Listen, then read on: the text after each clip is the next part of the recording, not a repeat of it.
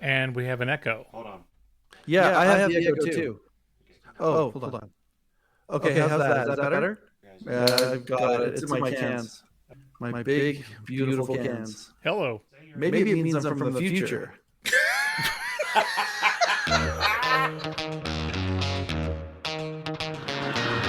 Let's wrap the show up and go home now. Time now for Irritable Dad Syndrome. You can see, feel, and hear the softness. Put your hands together for your hosts, Mike and Darin. Hi, I'm Darin. I'm Mike. Welcome to Irritable Dad Syndrome, Cincinnati's comedy podcast. This is episode 283, and hopefully we will be able to get this episode going because we have been futzing around for 45 minutes doing technical things, trying to fix things. And last week, if you listen to episode 282, you'll notice that the audio sounded perfect, but it didn't sound perfect when we first downloaded it. It sounded high-pitched. We sounded like chipmunks. Is that what they do? Is that what they do before the Martians put their fingers in their butt? You gotta fallopiate. Gotta fallopiate. It was crackly. It was jumpy. It was, and but yeah, we fixed that. Anyway, we're hoping that this week will go off without a hitch. I'm very excited to be here. And hi, Mike. Hi, how are you doing? Darin says we fixed it. Yeah. What that means is Mike fixed it. No. It means that me, about 3 glasses of wine into working on it, after about 4 hours of cussing and giving the dog the old hairy eyeball, look it up, I finally somehow ended up with audio that Darin was able to mangle into an episode. Yeah. But dear friends, if you are ever considering starting a podcast, you have to be ready to just throw away days of your life solving problems that didn't exist. Yes. And then you solve them and you don't know how that happened. Yeah. You have to be patient.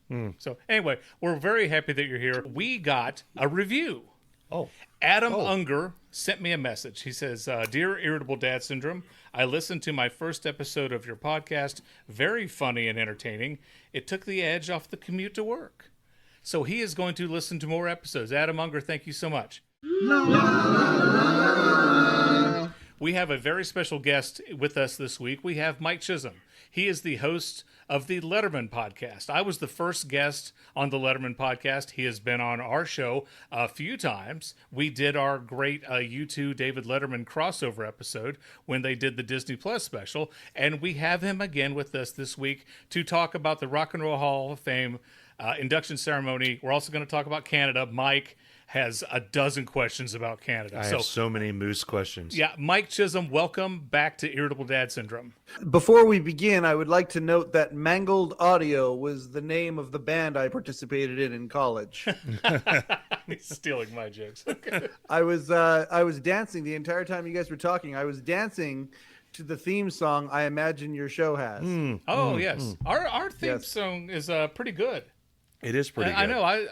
It's a decent one. It's only like the third one I listened to before I got purchased it. We will be having dinner, and if we stop together.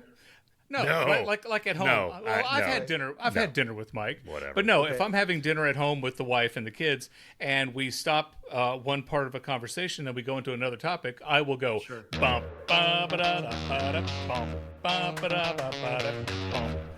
Because it leads into it. That's our segue. That's our Law and Order thing. So, Mike, how you doing? It's also the thing that'll get us kicked off YouTube. That's right. Well, no, we purchased the right. We purchased it. We have rights to it. So we own it. Right. Okay, great, great. So here's the great thing about being friends with Mike Chisholm, because he has the Letterman podcast. His podcast, it's a great podcast. It's fantastic. He has amazing guests. He's always bringing on a writer, a producer, a makeup artist, one of the lighters, someone who a lighting person. Yeah, a grip. Yes, exactly. All of these people who worked with Late Show or Late Night with David Letterman, and he has people who were guests on the show, and he has people on the show who are part of the Letterman community, which is why I was his first guest. And the great thing is, you have a guest podcast. We sometimes have guests on Irritable Dad Syndrome, but not all the time. If we were a guest podcast, I don't know that you and I would be able to remain friends because there would be so much competition. Yeah. But since we're not a guest podcast, you and I pose no threat to each other. You're exactly right. The competition would be thick like a fog. Yes, absolutely. But Mike is in Canada. Mike Odell has like 1,000 questions for you. And I think I'm just going to have to walk away. Are there moose crossings? Yeah. Yes, definitely. Okay. No Have you kidding. ever had a moose cross in front of your vehicle? Oh my God, yeah. Wow. I was driving back from. Okay, so I was staying in Calgary, Alberta. Calgary, Alberta, and Denver many times are connected. They have a similar sort of vibe. I see that. I get that. Except Calgary is a little bit more blue collar. Okay. Lots of oil field work around and stuff like that. Bit more Driving Canadian. from Calgary to Banff. Banff is a very, very, very famous world-class ski destination. It's Banff? beautiful. Banff. Like badass Banff. mother. Yeah, but it's 2 F's. But mother, Yeah. father. Bam. Yeah. Anyway, Banff. Banff, Alberta. Yeah. That's also the noise that Nightcrawler makes when he teleports. Banff. But it's spelled differently. Yeah. It's But, good like- when we connect with the comics. Yes. But do they see you? Do the moose see you? Do they look at Well, you? okay, so what are you? we're driving back, and it's nighttime, and we see. I'm already terrified. We see in the it's a 4-lane highway, like 2 lanes this way, 2 lanes this way. You're going to the ski chalet for the weekend. We Like, understand the concept of a highway. Suddenly, in the middle, Wouldn't it be funny between the if lanes. if it's 4 lanes, it just went one direction? Wait, in the middle, in the median, in the middle of the 4 lane? Yes, we thought we witnessed one of the horses of the apocalypse. It was big. Yeah. Its strides were massive, and Yeah. it was going. Yeah. And we like it bigger than a horse. Like, you don't understand, and powerful. And you're like, oh, don't turn that rack into this car because it's going to be really nasty, which happens. So there are moose crossing. There's lots of deer crossing. Yeah. Lots of different mountain goat crossing. Lots of different ones. So I believe squirrel too. So Darren and I, Squirrel one of the reasons we started, we talk about moose more than most we should. podcasts. Have you More had than most moose burgers? No. What are you? Can't. Oh my god! Really? My dad would hunt them when we were kids. Oh, it's the best meat you'll ever have. A moose burger. Can you Oh just my go God. to a burger joint in the Canadians and get a moose burger? There's lots of bison. There's definitely venison, and there's definitely moose. Growing up where we grew up, like, if you didn't get a moose, one of your buddies probably got one, and you kind of traded pepperoni and traded the different. Like, We're still talking about an animal, aren't we? Yeah, man. The best. You get a good butcher, and it's better than anything you'll get at the supermarket. So anyway, yeah, moose is like my favorite. So I've had deer meat. And elk. Okay. Yeah, deer meat are like they're not moose. No, deer are not moose. No, they're not. God, you're a genius. By the way, someone called out the grizzly bear in Banff. Yes. Holla. This is Absolutely. Represent. the zoology portion of our show. No, Yeah. but the reason we talk about moose so much is I saw it was on the TikToks or a reel or something, a video of somebody was just standing in a field and a moose walked up behind them and they didn't notice because they just, the moose are sneaky and mean. And the guy turned around and as he turned, the moose looked right at it. I mean, he was right the moose's nose or snout almost hit him. Right. He screamed. Yeah. The most high-pitched scream and immediately dropped to a fetal position and continued to scream. And his friend who was taking this video started running away, but keeping the video on him. And he was just laying in a fetal position screaming. And the last thing you see is the moose looks up at the guy running away with the camera, and then the moose walks away. Yeah. I had nightmares that night about a moose. Holy crap. Yeah, that's harrowing. That is harrowing. So one of the things that I learned a year or so ago about moose is that they shed their antlers.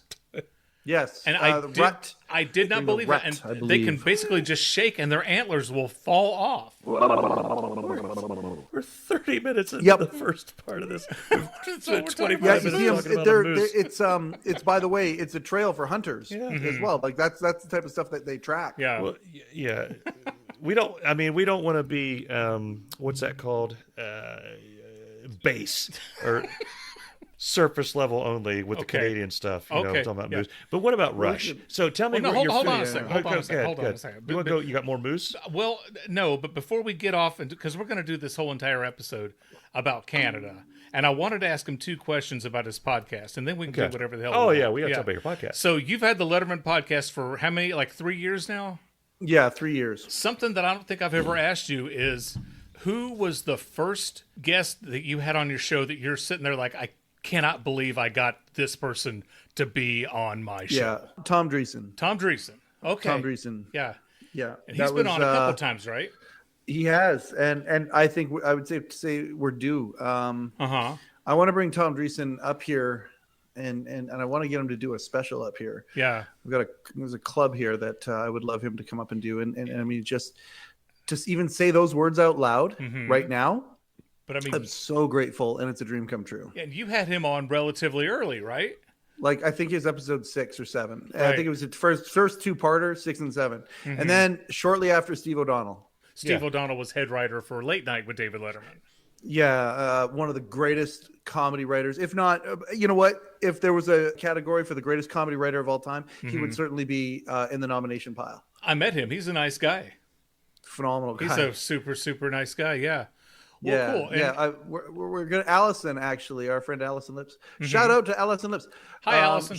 Hi, Allison. Tomorrow, being Wednesday, is talking to Steve O'Donnell, but this episode will come out after that conversation, which might be a time loop. I don't know if it's a time loop. You and I did a time loop, Darin, and I was very pleased with it. We did. Yeah, I was very pleased. I got to quasi-host the Letterman podcast. I basically shot an introduction and an outro for it. Yeah. And Kyle Slingo was thrilled with that. So if he's happy, everybody's happy. Agreed. So, and then Agreed. and then shout out to Kyle. So one more Letterman question. Sure. As an avid fan of Late Night with David Letterman and The Late Show with David Letterman and my next guest and everything that is David Letterman, in a cage fight, if it was between Bill Wendell and Alan Coulter, who would win? Describe the type of pant Bill Wendell would be wearing. The type of pant? They both be wearing comfortable Would he be in like professional wrestler underwear? They would both be in unitards. Be like the Superman underwear. I mean, it's underwear, but there's tights underwear under outside the sweatpants. Yeah. Or briefs. unitards. Right. Well, if Bill turns around and backs up towards you, that is a formidable fear that you would have to fight through. Okay. Yeah. So you're going to go with Bill Wendell. If he fights dirty, we're in trouble. See, I think Alan Coulter's got the arm length, though. No, you got to go with Big Red. You always go Big Red. Big Red is eternal. Like, a Big Red is like, he might be my very favorite part of everything Letterman. Alan Coulter is like so up there for me. I love him so much. Yeah. And he could overcome even Bill Wendell's gassy ways. It's gassy ways. All respect to Bill Wendell. Over 15 million people are enjoying the closest thing to a perfect shave with the Gillette Track 2 razor. The Gillette Track 2 shaving system, the closest thing to a perfect shave. Can I flex here for a sec? Can I flex? Can I do a little flex? Yeah, do all your flexing. I just had an episode with Zoe Friedman, legendary Zoe Friedman, comedy royalty. And then her first job when she was 19 was working for Letterman. She did it for 12 years. It was awesome. We were talking about Morty and how much we love Morty. Yep. And she had worked for Morty, and then Morty worked for her at one point, and they've become like contemporaries. And she loves Morty, and we all love Morty. And I said, want to know how cool Robert Morton is? And she goes, yeah. I said, okay, there's something back here. It's a business card. Okay. And it's like, remember in American Psycho when they were comparing the business card? The eggshell white versus the alabaster. Yeah. This is a cream colored card, and it has a bit of texture on it. All it says is Robert Morton. That's all it says. That's awesome. No title. Nah. And he writes on it, respect, with an exclamation point. If there was a house fire, this would be one of the things I would grab on the way out. It just says Robert Morton. How badass is this guy? Uber producer Robert Morton, I love him, and I was showing Zoe, and she's like, "Yeah, that's the episode's coming out." I forget her reaction to it, but it was funny anyway. That's hilarious. You're listening to Irritable Dad Syndrome, the most popular podcast in Canada. That's right. What are some things that are on the way in the Letterman podcast? What have you got brewing? Can you give me any inside deets? The skinny, the 411. Sure. Okay. So we're gonna release the video that we had to cut, and this is proof that I can keep a secret. Last April, we shot an episode with, or May maybe, with Jordan Zevon. Mm-hmm. And on that episode, he announced, it was a galactic announcement. He was announcing to the galaxy that David Letterman was going to induct Warren Zevon into the Rock and Roll Hall of Fame. And he did the galactic premiere episode, or news, I should say. He let that drop on the Letterman podcast. And then the next day, I got a message from him saying, hey, you got to cut that out. The Rock and Roll Hall of Fame, they want to do something. They want to make a special announcement and all that. So I couldn't announce it. And I'm like, okay, well, I'll just wait. And I made a video with a new intro. So when they announced it officially, I could then say, hey, we knew that. And maybe Late Nighter would give us a shout out, because I have Late Nighter envy. I'm sad that we don't get shout outs very much from Late Nighter. And I would like to change that. I don't know. This just became a therapy session. Where was I going with that? If you're coming to us for therapy, I feel sorry for you. Yeah, we got... Because our advice is, you're screwed. Yeah. Sucks to be you. I mean, game recognizes game. How does that make you feel? Yeah. I just go back to Stuart Smalley. I'm good enough. I'm smart enough. And God darn it. Dog darn it. God darn it. Dadgummit. People like me. Dagnabbit. People like me. Dagnabbit. So you mentioned Letterman inducting Warren Zevon. How great was that? I mean, that was it was so great. And Letterman comes out there, and he's trying. You can tell he's trying to keep it together. Hi, I'm Dave. Call me the Breeze, Letterman. The Breeze. You know what? We're gonna do it right now. We're gonna text Walter Kim and say, please. Okay, we're gonna do this right now. Okay. Oh, tell Walter I said hi. Should I shoot a video? Sure. Yeah, it's just our podcast. Do whatever the hell you want. Yeah. All right. Okay, let's do this. We're reaching out to Walter Kim. Yeah, this is what we're gonna do. Oh, and while you're at it, reach out to Rupert G and ask him. Okay. Are we ready? Sure. Yeah, we're ready to go. Mr. Walter Kim, it's Mike Chisholm, host of the Letterman podcast, and these two guys, Darin and Mike, who are the hosts of the Irritable Dad Syndrome podcast. Hi, Walter. What up? Yeah, what up? We're doing a simulcast right now. Mm-hmm. Isn't that what Tom Snyder called it? What did he call it? No, he called it the what did Tom Snyder cast? The Snyder cast. The Snyder cut? The Snyder cast. It doesn't matter. Yeah. It where doesn't Superman matter. had We the got a black request uniform. for you. In the Letterman store, could you please put a Letterman shirt that features Dave the Breeze Letterman in some way or another? Dave, that's our request. Call me the Breeze Letterman. Call me the Breeze Letterman. Yes, there you go. Call me the Breeze. The gauntlet has been thrown down. And then just count the money as it rolls in. Yeah. You could probably count it by fives. All right. That's it. Thanks, Walter. Appreciate you. We love what you're doing. We all love what you guys are doing. Thank you very, very much. More Barbara Gaines show, please. Anything else? No, I'm good. There, boys? Yeah. Okay. Yeah, You're going to leave me on the branch. Okay, bye. Okay. All right. No, and if I could say something cool about Walter Kim, the one time that I met him was at Rupert G's retirement party, and I walked into the Ed Sullivan Theater, and you, Mike Chisholm, says, "Oh, hey, Darin." And Walter overheard you say that, and he said, "Darin's here?" And Walter stopped what he was doing. I can't remember what he was doing. He stopped everything and came over to say hello to me because he heard that I was coming, and he made sure to let me know that I was welcome there. That's awesome. And I thought, how cool. Yeah. Walter Kim doesn't know me. Walter Kim doesn't have to even acknowledge me. But Walter Kim made a point to let me know that he was happy that I was there. And that will forever stay with me. So that was cool. Walter Kim's a good guy. Can I bond with you sure. about Walter's wife? Yeah. Nancy. Nancy's awesome. So you know my story, the story that I will not stop telling.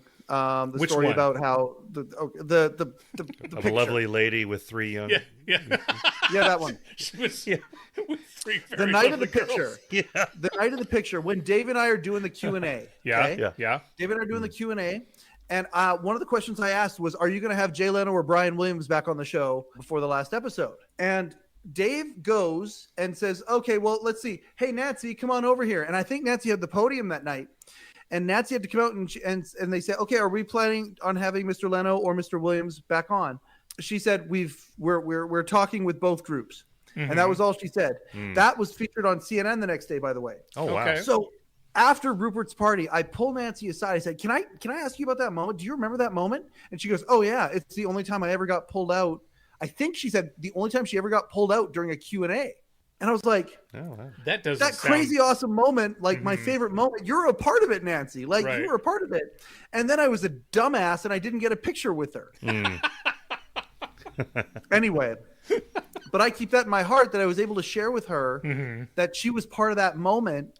Until it got shown on CNN. I think I might even show the article. You can still find the article that's out there and about it. Yeah. Anyway, those moments they really stick with you, and I think those are more awesome than photos. You know what you got in here, but that's an audio podcast, in your heart and in your memory. I think those stick with you way longer than the photos. So. Absolutely. Well, cool. But again, you have a very good podcast, a very, very good podcast. And for anybody takes one out to there, know one, Darin. Takes one to know one. Thank you. Anybody out there in Irritable Dad Syndrome land, after you listen to this podcast, go and listen to the Letterman podcast with Mike Chisholm. It's fascinating, very good interview. And my God, you get some fantastic guests on the show. Yeah. And thank you. And it'll put you right to sleep, but promise you a lucid dream. Better than Ambien. No, that's right. It promises you a lucid dream. No, I appreciate that. It's a work in progress. We're building a community. We're indie and loving being indie and stumbling forward. And I think we're going to stumble some pretty cool places here coming up. So good. But yeah, Dave at the Rock and Roll Hall of Fame, man. Like Darin, you're a giant Letterman fan. Oh yeah. Mike, you love you too. And Mike's also a Letterman fan. I am a Letterman fan. Yeah. Not to the level for that speech. Like you think about it, we've been waiting for that speech probably since before Warren even passed. Yeah. Oh yeah. And certainly the year that he passed. And it's interesting because I believe the speech that Dave. So it was, God, I want to know the process of how it was written, what was put into the teleprompter, what wasn't. I would love to see that. Seeing him in LA a couple of times, he does have a digital monitor back there that throws up some things, but it was so beautifully written. It was the same speech he would have given if he gave it, if Warren passed just a few months ago. He would have talked about the guitar. Yeah. He would have talked about the 3 songs and he would have talked about enjoy every sandwich, that he would have talked about those things, whether it was done then or now. But I think the fact that it waited until now, the benefit of that is that it introduces Warren to a generation of people that it might not have happened if he would have been inducted 20 years ago. So that's the way I see it. And it was meant to be that way. It was a universal thing, maybe even a piece of magic from Warren himself from beyond. Yeah. That's how I took that speech, and that's like the feelings that it made me feel, knowing that I've been connected to him through the show since I was in my preteen years. Yeah. So anyway, there you go. Thank you for letting me exhale that. I will admit that Dave caught me off guard with the types of Warren Zevon songs. I was and he followed the rule of 3, being bang bong is the punchline, right? So it was songs about strife. Well, I can't remember the first category. Songs about strife. The second one was love songs. And the third one was songs about werewolves. and I literally spit up my drink when he said that. And I just loved it. But it was great. And when he inducted Pearl Jam, and he said, it's like, I hope that this hall would welcome me back to induct my friend Warren Zevon. And I was just like, if they don't bring him back, there's just definitely an injustice. So he was the perfect person to induct him. I really thought that Jackson Browne would have been there, and I was trying so hard because Mike Chisholm and I, Mike, have a mutual friend, Adam Unger. And I was trying so hard to get something out of Adam, and he would not tell me. I'm like, is it Jackson Browne? Is Jackson Browne going to be performing? And he wouldn't tell me. Oh, the Killers were... Not much cooler than that. Like, no. I don't know if there was a more perfect choice than the Killers. Yeah. And I think the Killers should perform at our Super Bowl. So there you go. Great. Definitely got to bring the Killers on at the NFL. If you guys listen, the Warren tribute was great, and start to finish, that Rock and Roll Hall of Fame induction was insane. Well, now I need to watch it. They opened up with the Sly and the Family Stone tribute with Stevie Wonder and Beck and Flea and Jennifer Hudson. I can't remember. That was insane. The Bad Shout Company. out to Felicia Collins on that right there. Yes. Shout out to Felicia. Yeah. You know, the Bad Company tribute was great. Bryan Adams sounded great. Here's a cool thing about Chris Robinson. Okay, Chris Robinson is lead singer of the Black Crowes. Yeah. They were on the ballot. They did not get inducted into the Rock and Roll Hall of Fame this year, but they invited Chris, and he still came and performed. Yeah. So cool. That guy's got an insane voice. And he was killing it. He was absolutely killing it. And outside I don't Warren, know why the Black Crowes, maybe the legacy of the Black Crowes is there are kind of a, not quite one and done, but not much more. You know, like we made our statement and that was it. Like, but it seems like it could be a band that could have like 20 albums out. Totally. Two of the biggest highlights for me, Chubby Checker. Okay, this guy's... Okay, that was surprising. Hear me out. 83 years old. He was there? Well, here's the thing. He didn't go to the thing. And I'm like, why would you not go to the Rock and Roll Hall of Fame? You get inducted. Why would you not go? He had a gig. Yep. He was booked on a gig, and he's like, hey, I've got paying fans. Yeah. And he didn't want people to think that he was retired. And then he showed up and was coming out of retirement. So he accepted his trophy in front of his audience at his gig. And then performed the twist. So I thought that was amazing. That's awesome. The pipes on that guy, I did not expect the voice to be as booming as it was once he started singing. Right? He got in. He looks amazing. I think he's dyeing his hair. That dude picked a lane, and he drove in that lane as fast as humanly possible. That's what that dude did. But then the biggest thing for me was they closed with Joe Cocker, and my God, do I love the music of Joe Cocker. I always have. The tribute to Joe Cocker was insane. Yep. Unbelievable. Bryan Adams came out and was singing, and then Nathaniel Ratecliffe, I have heard of him. The Tedeschi Truck Group, is that the name of them? If you haven't seen it, you just got to watch Teddy it. swims, man. Yeah, Teddy friggin' swims. Yeah, but I watched that, and dude, I had tears. I was all choked up, and I had the goosebumps and everything. So it was a great year for the Rock and Roll Hall of Fame. Next year, they got to bring in Billy Idol. Only if he gives the rebel yell. Oh, more. Yeah. Every once in a while, there's a glitch in the Matrix, and I'll have a CD single version of remix of a song from my youth, and I can't find it on the Apple Music. There's a remix of "Catch My Fall." It's badass. It's a badass remix of it. I love that. That might be that probably is my favorite Billy Idol song. There was a remix of it on Vital Idol. Yeah. That was the CD that had the most of the remixes. I do love Catch My Fall. I think my favorite Billy Idol song. I'm one of two people in the world that likes cyberpunk. And I still, I defend that. There are parts of the album that I will agree are absolutely, completely ridiculous. But there's other parts that are genius. And I think you got annoyed when we saw them and we had those two Gen Z kids, whatever they were, right next to us. And they mentioned that they like cyberpunk. My question is, what the hell? Okay. And you had no idea what to do. I did. Because you couldn't say these damn kids, because you're right next to an old just like you who likes that album. Right. So you were just kind of left out in the cold. I mean, I have it. My favorite Billy Idol song is Blue Highway. Oh my God, I got a leg cramp. Yeah. I'm downloading it right now. Are you all right? Yeah. Oh, is this okay? Is this a recordable on for the first time ever? This is the first injury on the Letterman podcast. I've got a massive leg cramp. We're gonna have to call OSHA. Ow. Holy crap!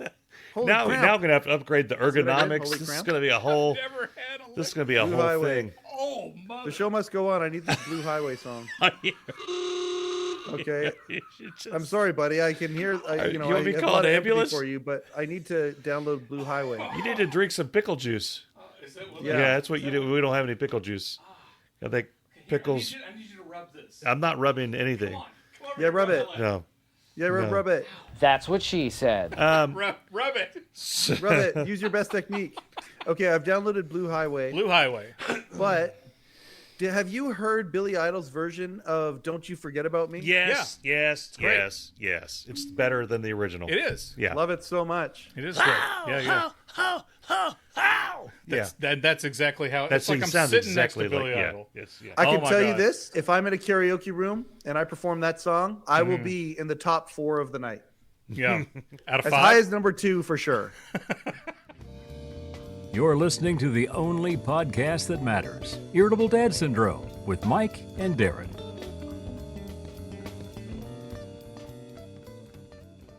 So we got to talk about you posted something about 9 Inch Nails with the oh my god with the tour. So have you've seen them, correct?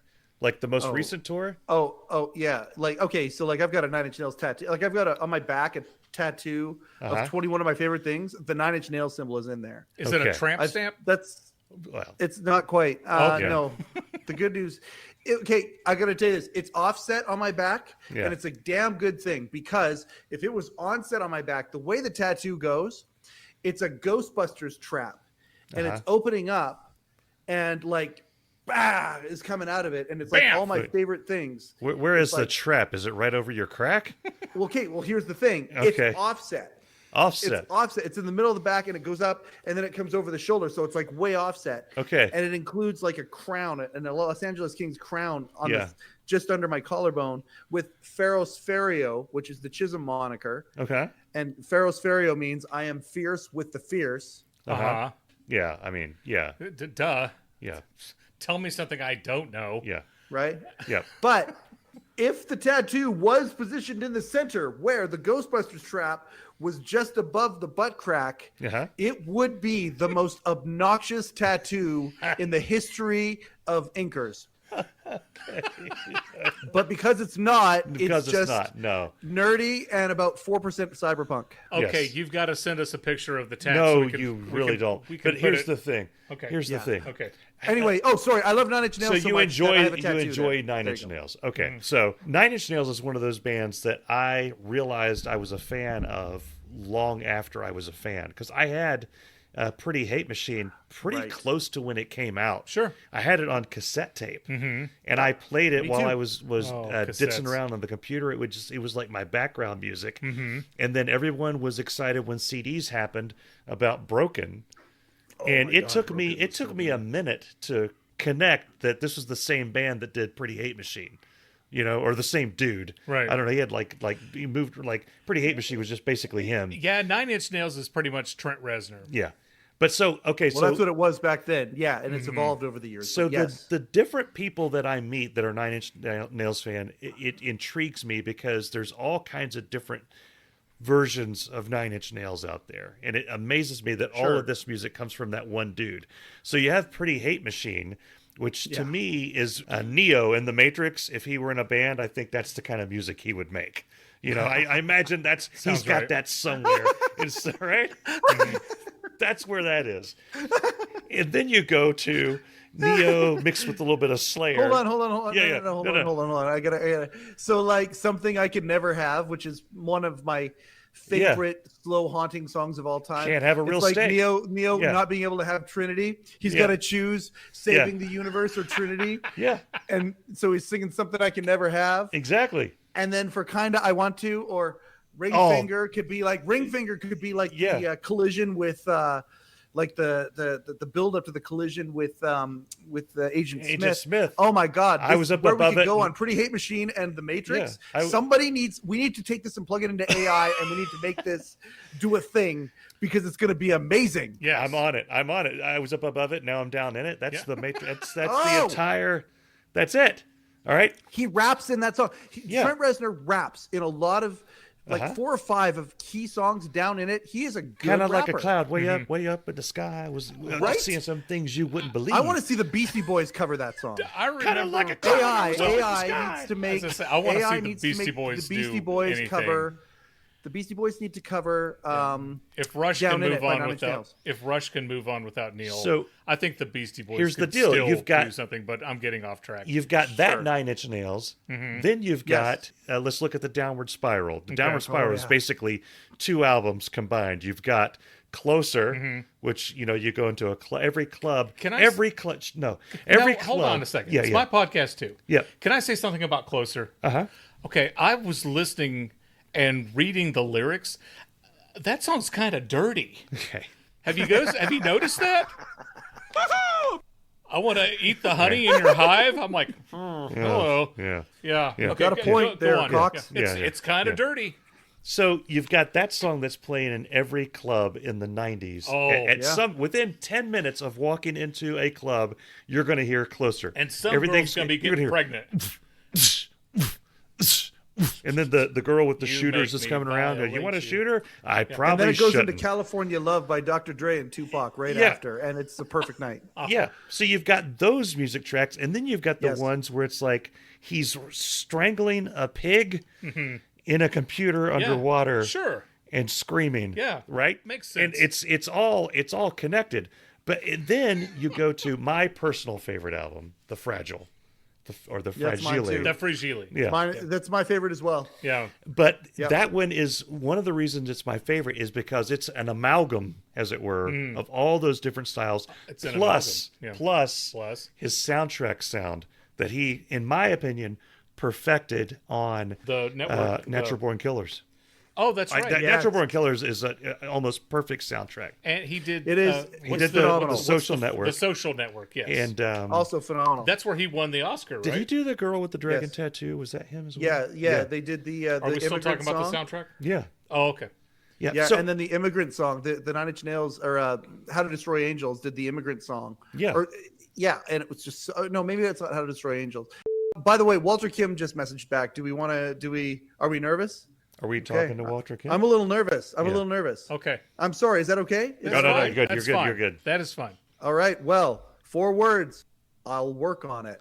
Oh. Yes. Hey, does that mean we get a free shirt? It was our idea. I don't know. That's a great question. Yeah. You know what, Darin? I prefer to let the lawyers handle it so we can focus on the creative process. You have a lawyer. Do they have lawyers in Canada? Yes, but I think they do different things than the ones in the States. They still wear the white wigs like the colonials did here in George Washington era, right? Rarely. Okay. But yes. To my understanding. Yeah. Mike and I, we are going to see 9 Inch Nails. And there's going to be parts that may or may not be uncomfortable because me and Darin... In Cleveland? Are you going to see him in Cleveland? Yeah, Cleveland, Is it Cleveland? When? Is it? Is it Cleveland or Columbus? I think it's Columbus. It's Columbus. I think we're going to see him in Columbus. It is in... I'll look up the tickets here I want to fly now. out there and go see him with you. Yeah. This is one of the greatest shows I've ever seen. I've seen them so many times. And my very favorite concert experience of all time, the only reason why my very favorite of all time is a little bit ahead Columbus. of the Peel It Back tour that I just saw is because of the nostalgia of it. Yeah. Oh, yeah, because it goes through the entire... It goes through his whole career. This one here is like the 2 stages, like this, and the one that I like better than it, that I rank it higher. This is a better concert. It's a better concert. It's a better everything. The technology is crazy amazing. Mm-hmm. It's like the small stage playing the intimate version of starting it off, playing that intimate version of Ruiner is the most haunting. And then he moved into Right Where It Belongs. Yeah. Mm-hmm. Oh my God. What me and my best friend are like crying, and it's a song and a half into the show. And then they start getting a little bigger and a little bit bigger. Then they go to the main stage and they kick the out of you. And it's like, holy cat low. Just get ready to lock and load, boys. It is. Oh, I am ready. I want to fly out there and see it. I want to go on the floor. Oh, I'm on the floor. We're in the nosebleeds. We're in the back. Yeah. We're in the We're top. in the tickets you can afford section. Maybe I'll fly out there and then you can unleash me onto the floor and you can. That would be awesome. But yeah, we're going to see him February 20th. The last time I was Columbus. on a floor for a concert was just a couple months ago when we went to see Devo. And I mean, my God, I was 10 feet away from Mark Mothersbaugh at one point when he walked. Yeah, I saw Oasis, the 2025 Oasis in Chicago. Mm-hmm. I was about 15 feet away from Liam. Are you kidding me? No, right dead Was it center. religious? Was it a religious experience? It was. It's in the top 5 concert experiences of my life. And that's at this point, it's saying something. That's I was about to say many. Yeah, after you've seen as many shows as we've seen, it's hard to crack that. Yeah, it really is. It was beautiful. We were close enough to see Noel got choked up singing "Little by Little." Because there's the part where it's mostly Noel. There's a middle part where it's like 3 or 4 Noel songs. Liam just goes backstage and hangs out, and Noel's out there by himself. And he, there's video of it. I found a site that has the CD. I'm getting a recording of it, but his voice cracked a little bit, little by little. Is there a site that does bootlegs like that? I don't know about a site. I'm in a Facebook group, and somebody, every Facebook group has the thing, if you sell something, we're going to kick you out. I just happened to be looking at the group at the exact moment this dude popped up and said, "This is a soundboard recording. It's amazing. If you were at Chicago, you got to get it." And they took it down almost immediately, but it was there long enough for me to get the link. So I ordered it. It's on the way. Yeah. I know you're not a fan, and Mike Chisholm, I don't know if you're a fan or not. What's wild about concerts is as many as I've seen, Libby and I went to see Garth Brooks. We finally got tickets to see Garth Brooks. Oh, good for you. And that was, I can't remember how many years ago, but we walked out of there going, well, okay, that's the best concert I'm ever going to see. I can't imagine anybody putting on a better show than Garth Brooks did. He just destroyed the place. And then a month later, I saw U2, the Joshua Tree tour. I'm like, seriously? I literally, the next concert... Was it Joshua or was it Zoo? It was Joshua Tree. Joshua Tree. 2017. It was the 25th. Oh, sorry. Yeah, the 20th anniversary or 25th? 30th. 30th. Yeah. Increments of 5. It was the 30th anniversary of the Joshua Tree tour. I had I was like, all right. Not 10 times, not twice, but thrice. So Bess and I went to go see Tears for You Fears. You missed the thrice joke. I can't believe it. I got it. I have a tendency. Darin says funny all the time. I don't hear it in the show. Then I listen to the episode later, and I'm laughing at Darin, and I didn't even know that he said those things. And he'll call me up. Hey, by the way, that was funny. Something you said 3 weeks ago. Well, thank you, Mike. Thank you. I appreciate that. So my wife Bess and I went to go see Tears for Fears a couple of years ago, and so one of my favorite songs is "What Everybody Wants to Rule the World." Of course. And I wanted to see that. I was a fan of the Elemental album, and I knew they played a few songs from that. So it was like, it's Tears for Fears. They're a classic. Let's go see them. We didn't expect to enjoy the entire show, but from the moment they took the stage until the end, we were just enraptured with it. It was one of the best shows. Yeah. And what's crazy to me is they did the first song, and I kept thinking Everybody Wants to Rule the World. That's got to be like the second encore, what they leave with. It was their second song. Yeah. So I almost ruined that song for myself because the entire time they were playing, I was like, what the hell else? What are they going to do after this? Yeah. What is after this? Yeah. And it just kept getting better and better and better. And that's a testament to a great band is when you can open with your hit. Oh, yeah. Your big... Mikey, did they finish the show with Shout? Yes, they did. Yeah. That was the final one. To me, that's the natural one because you get the audience doing some crazy stuff and it's a crazy word and it's a crazy way to, to get out of there. But can you imagine if they finished with Mad World? Oh, yeah, they did. I mean, I like that song, but what are you guys doing? Yeah. It's kind of like Nine Inch Nails finishing with Hurt. They finished with Hurt. That's what they finished the shows with for years. When I saw Sammy Hagar, he finished with When It's Love, which I still think is an odd choice to close the show on. Well, I would not have closed with When It's Love. You too, for a lot of the Zoo TV shows, they close with Love is Blindness, and it's like, well, I guess I'll just... That's my favorite U2 song of all time. My favorite U2 song of all time. Like their version of Love is Blindness on the Achtung Baby tour is like my favorite. Oh yeah, it's one of my favorite music things. The Sphere. Ever. You're talking about the one where they were in Vegas, or are you talking about I'm the original? Talking old school. Their old school Zoo TV tour. Okay, but remember after he played Can't Help Falling in Love by Elvis. Yeah, which again, one of my favorite versions of that song of all time is them at the. Whatever the video was, the videotape of the entire Achtung Baby. I don't know if it was the Boston show or which show it was, but that version of the him Australia Can't Help Falling in Love is I had that on VHS. I wore that out, and me too. I've got multiple DVD versions of it. So so good. Hi, this is Dave Lay with an exciting announcement. For years, Whoppers has brought you the finest all-beef foot-long hot dogs. And now, they're bringing you something you've been craving all year. Whoppers Holiday Hams, just in time for Christmas. Whompers has 3 festive flavors to choose from: salted country, sweet pineapple glazed, and hot jalapeno. If that doesn't make you hungry for ham, nothing will. Whompers Holiday Hams. Get yours now while supplies last. So we're going to shift gears here. I want to tell this Are we story. going back to Canada anytime soon? We can. No, Before then, is maple syrup, does it come with every meal?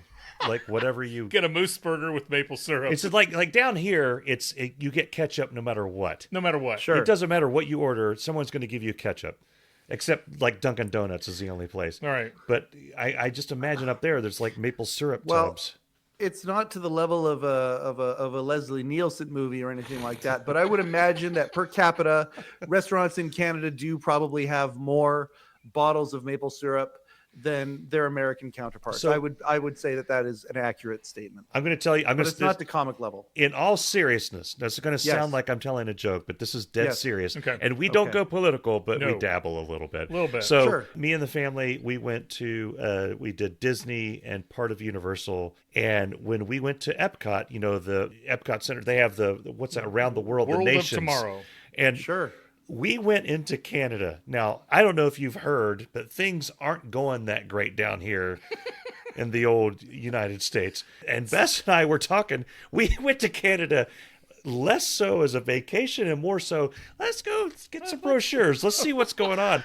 And we went, they had a 360-degree video of Canada that was hosted by, what's the guy's name? Michael J. Fox. No. He was an SCTV. Martin Short. With John Candy, Eugene Levy, and the lady. Catherine O'Hara. Yes, Catherine O'Hara. I love how I said the lady. It's Catherine O'Hara. They're on our coins up here. It's either, and it was it was a 360-degree movie of going to all the major cities of Canada, and it wasn't even trying to be Disney. Mm-hmm. It was literally like, look how wonderful this city is, and here's the crime levels, and there's no pollution. Here's a moose. There's maple syrup. Hey, there's nice schools. Hey, we have hospitals. You're just walking down the street and you pass go in, Bryan Adams. And so Brian. the kids wanted to go onto a ride after that, and me and Bess looked at each other like, I mean, do you think you could find a job in Canada? I think I could. Can we still get our 401k? Yeah. Can we still get Social Security up there? Yeah. Maybe. Yeah. Now, before I respond, I know you said you don't like to get political, but I just want to say, based on what you just said, I just appreciate the fact that how brave you are, being such obviously a massive Trumper. And, so I just want to say you're brave and thank you. I know you don't get political, but what you just said there clearly, very, very much Trump rhetoric. Yeah, well, the red backdrop gives it away. Yeah. I mean, this just screams room, MAGA right here. You guys, the irritable dad syndrome, we're red till we're dead, I believe was the,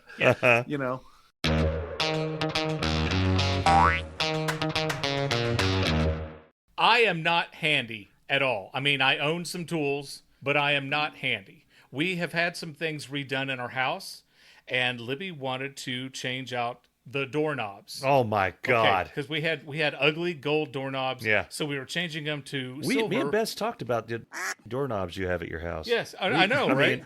That's we considered not. Well, it was going Bess, over there anymore. It was Bess running her big mouth at book club that got it into Libby's head, and so now I'm changing doorknobs. Yeah. So thank you, Bess. Anyway, I'm gonna change the doorknobs on the door that goes into our downstairs hall bathroom. Yeah, that was the worst one. And Libby says, actually, if you'll do me a favor, if you can take the door, take it into the garage, I'm going to paint it, and then we can replace it and put the new doorknobs on. I'm like, absolutely. Okay. So took the door off the hinges. I've got an electric drill. It's fun. Do you have an electric drill? Maybe. I love my electric drill. I don't have a license for it, so I don't like to admit that I took the door off the hinges, and we took it to the garage, and Libby painted it, and then I'm putting it back up into the hall bathroom, right? I've done something wrong because I put the door back on the hinges, and now it won't latch. Okay. It will not latch. Yeah. And I'm on Google, and it turns out that it is misaligned somehow, and I have no idea what to do, and I can't call Chris Michael because I pissed him off last week with the conversation about the aluminum foil. See, when you said you used a drill. Yeah. Yeah. It's an electric drill. I don't know that you need to drill. That was good. I like that noise. Thank you. You just take the pins out of the hinges, right? You leave the hinges attached to the door. Oh, I never thought. Why didn't you come over and do that? Because I don't do that. Okay. I don't do anything handy. Look at this place. Anyway, so I put those lights up. That's the most I can do. I've got the They're door. very 9-inch nails. They're very 9-inch nails in Tron. Yeah. I've got the door back on the hinges, and now I'm replacing the doorknob. This is before I realized that it didn't latch. I'm replacing the doorknob, and I'm at the house by myself. And I take the doorknob completely off. And so what you do when you're replacing a knob is you put the latch thing in the spine of the door, and then you put the back end of the handle through, and then you connect it with the front end of the handle, and then you screw it all together. Yeah. So I'm in the bathroom, and I've got the handle on the back where it needs to be, and I close the door, and I'm putting the front of the handle in, and both handles fall on the floor, and I'm locked in the bathroom. You are not handy with a knob. No, I am not. I was in high school, though. Yeah. But, so here I am. I'm stuck in the bathroom. Yeah. And there's no door handle. And I'm like, oh, this is interesting. And if I was claustrophobic, I would have instantly freaked out and had an anxiety attack. But I was like, how long am I going to be in here? Because Cameron was at work. He wasn't coming home for another 4 hours. Jacob, who's 21, there's no telling where he is, when he's coming home, if ever.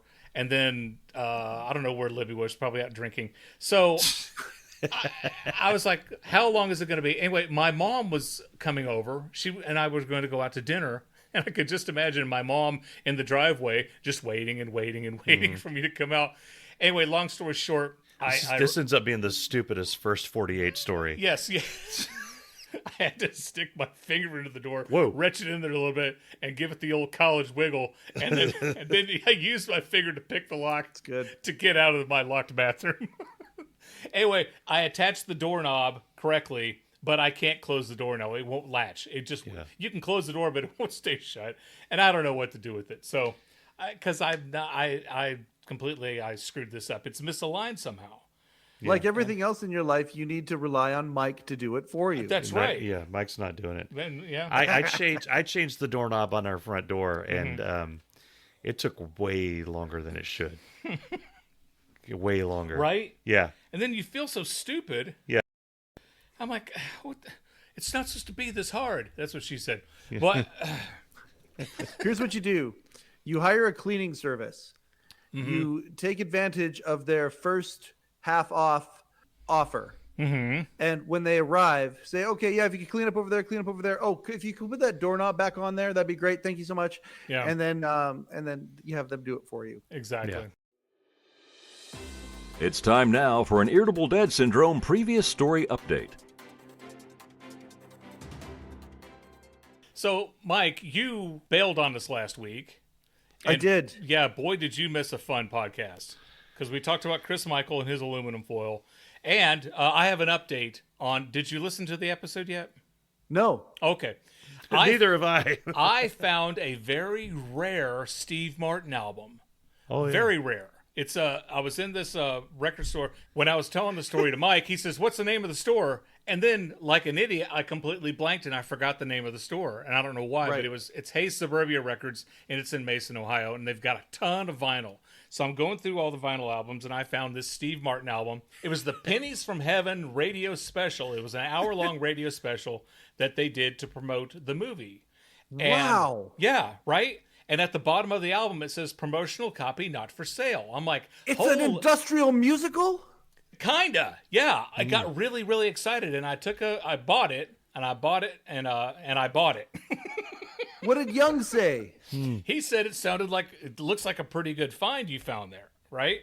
So bought it for $5. I think I found a very, very rare deal. Well, I went on eBay, and you guys will not believe how much this album is worth. Like $2? How much? $2? $5. Right on. Yeah. Somebody tried to sell it on eBay a month ago. It had 0 bids.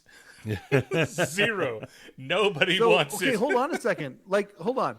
Does Steve Young want this thing for his collection? No. I mean, he didn't say he wanted it, but I took a photo and showed it to him.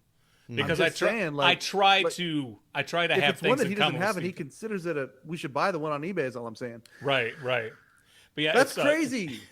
Have you listened to it? To ship it costs more than to buy it. It's $5 for the album, $6 to ship it. That's the nice thing about Steve Young's hobby of collecting these things is that when he finds them, like when I find the action figure that I don't have that I want with the variant or whatever, I'm like shelling out hundreds of dollars. When he finds an industrial musical, it ain't expensive when he finds it, right? Right. You know, it's a cheap habit. Right. It is. This has been an Irritable Dad Syndrome previous story update. All right. Well, Mike, listen, it's a thrill to have you back on the show. Thank you for joining us. We're sorry you couldn't make it last week, but I'm glad we got to have you on this week. I broke international law for you. I know you did. Well, I don't know if it's international and law. we documented it. So. We were connected. You're in the U.S. I'm in Canada. That's a clear-cut case of breaking international law when I was returning your email while driving. Yes. And you've admitted to it. So the FBI, they're on their way. Is it Interpol that would come? I think so, yes. Yeah. The KGB, for some reason, the Canadian Mounted.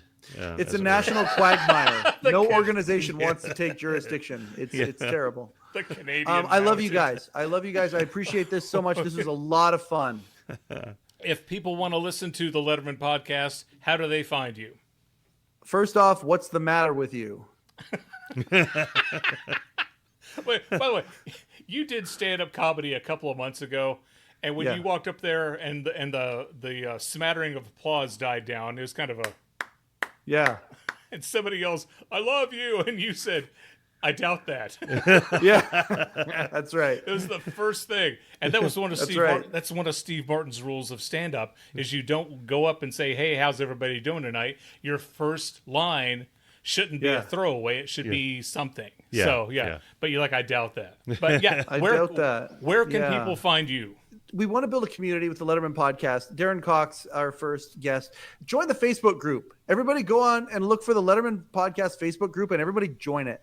Because I want to build a community where we can do something cool. Yeah. But we need like 5,000 members. So let's do a membership drive. Come to the Letterman podcast Facebook group and then we can all do something cool. Yeah, the Letterman podcast is available on YouTube. It's available on the Apple. It's available on the Spotify. And you can come visit us on the Facebook. And I love you guys.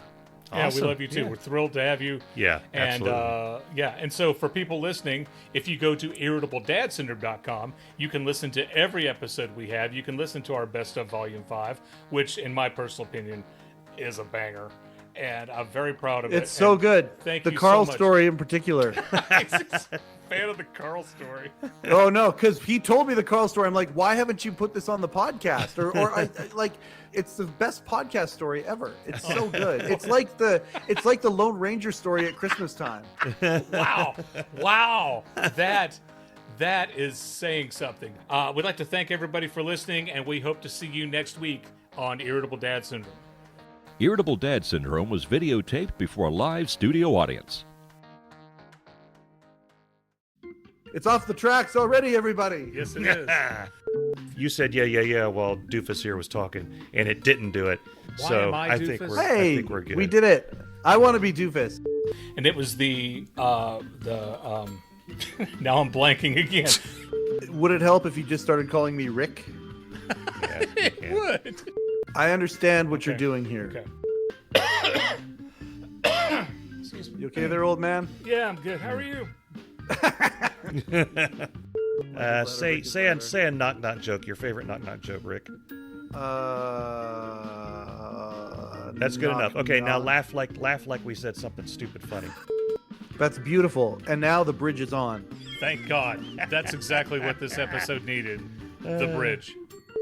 Mike is louder. Okay, calm down. Wait, Mike, your beloved Mike or Canada Canadian Mike or Mike or our very own Mike. Is your mom handy? No, she's not. Oh no, she's more like she's handsy.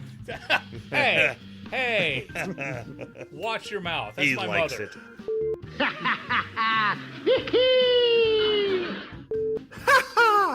That's Norm Macdonald doing David Letterman. That's what that is.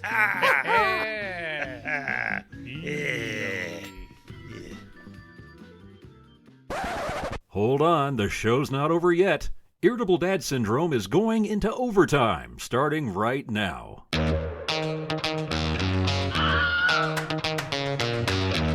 Since you're on the Letterman podcast, I'm reminded of, Weezer used to scare Dave.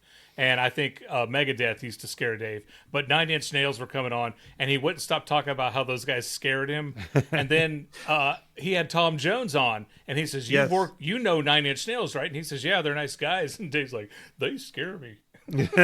Yeah, but so here's the thing with that. Nine Inch Nails, I don't know if you remember this, but like during the hot years, so Calvert DeForest introduced Nine Inch Nails at Woodstock 94. Right. Calvert DeForest brought him out. And then for the next week, Dave was like, oh, Paul, can we get the Nine Inch Nails? Those Nine Inch Nails, they scare me. He said it. And they never came on the show. Right. And it's something that I was like always so like, oh man, I wanted to see it so bad. Yeah. Like when White Zombie showed up and they did More Human Than Human, it's so good. Nine Inch Nails would have killed it if they would have shown up on it. Played March of the Pigs. Absolutely. Yeah. Like, I mean, The best part about White Zombie coming on Letterman was Whitney Houston was supposed to be the musical guest, and she bailed. For whatever reason, she couldn't come, and I guess White Zombie were next in the phone book. I don't know. So they got White Zombie, and they jumped in a giant bowl of chocolate pudding. Rob Zombie couldn't jump in that fast enough. He's like, here we go. Woo! And they had it for a bumper for commercials. It came back for a bumper showing White Zombie all playing in the thing, and then it went to a commercial, and then it came back, and they were still doing it. Still in the big bowl of chocolate pudding. That's how I remember it anyway. It was amazing. It was great. Loved it. Letterman was always able to get people to do stuff out of their comfort zone. Recording stopped.